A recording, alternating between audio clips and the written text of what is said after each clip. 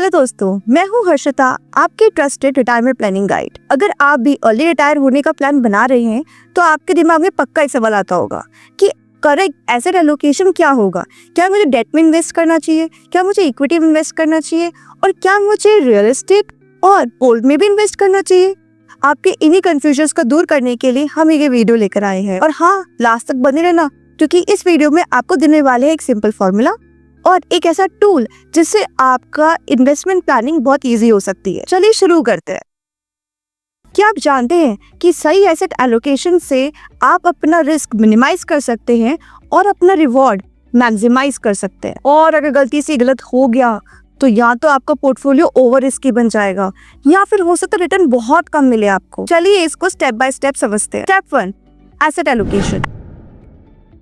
Asset allocation का मतलब होता है कि अपने पैसों को अलग अलग एसेट्स के अंदर डिवाइड करना।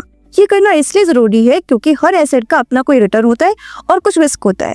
जैसे कि अगर अपन इक्विटी को समझते हैं, इक्विटी में रिस्क हाई है बट रिटर्न भी अच्छा है। अगर हम डेट की बात करते हैं, डेट में रिस्क थोड़ा सा कम होता है बट रिवॉर्ड जो होते हैं वो स्टेबल रहते हैं। अब हम बात करते हैं गोल्ड की। गोल्ड जो है वो हमें इन्फ्लेशन बीटिंग रिटर्न देते हैं। और रियल एस्टेट से आप एक तरह से अपने पोर्टफोलियो को डाइवर्सिफाई कर सकते हैं, लॉन्ग टर्म इन्वेस्टमेंट्स में काम आता है। तो इसका करेक्ट मिक्स क्या होगा? एक अगर आइडियलिस्टिक करेक्ट मिक्स की बात करी जाती है तो इक्विटी होना चाहिए 60%, आपका डेट होना चाहिए 30%, गोल्ड और रियल एस्टेट होना चाहिए 5%। मैं समझ सकती हूँ कि आप अभी भी बहुत परेशान होंगे कि यार डेट में कितना करें, इक्विटी में कितना करें। बहुत कंफ्यूजन है। म्यूचुअल फंड में इन्वेस्ट करने जाते हैं पर फिर भी समझ नहीं आता कि डेट में कितना करें और इक्विटी में कितना करें। अच्छा चलो अपन इसे इजी वे में समझते हैं। एक फॉर्मूला है जिससे आप ये समझ सकते हैं कि डेट और इक्विटी के अंदर कितना कितना पोर्शन हमें इन्वेस्ट करना चाहिए। ये फॉर्मूला है 100 minus age is equal to equity portion.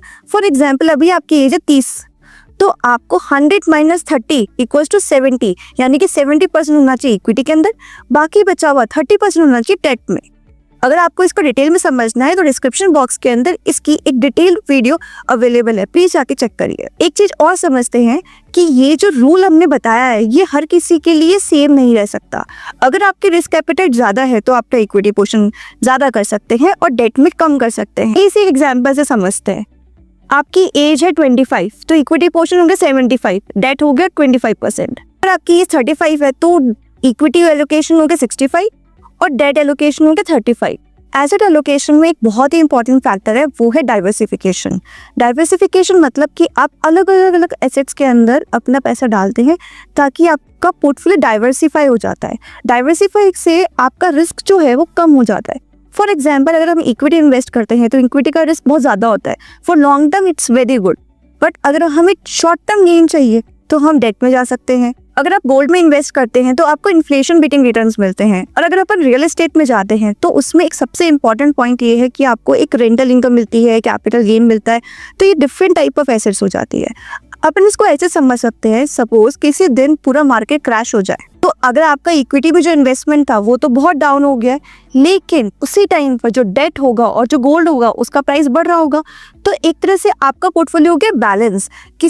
कोई भी मार्केट कंडीशन के कारण आपका पोर्टफोलियो बिल्कुल नीचे नहीं जा सकता क्योंकि आपने डाइवर्सिफाई कर दिया है। लास्ट स्टेप नंबर 4 है monitor and rebalance your portfolio. Portfolio planning एक वन टाइम एक्टिविटी नहीं है, इसको आपको बार बार रिव्यू करना पड़ता है और मार्केट कंडीशन के अकॉर्डिंग इसको रीबैलेंस करना पड़ता है। फॉर एग्जाम्पल आपके पोर्टफोलियो के अंदर आपका इक्विटी पोर्शन भले ही आपने 70% लगाया था पर मार्केट कंडीशन के कारण आपका इक्विटी पोर्शन बन गया 80%।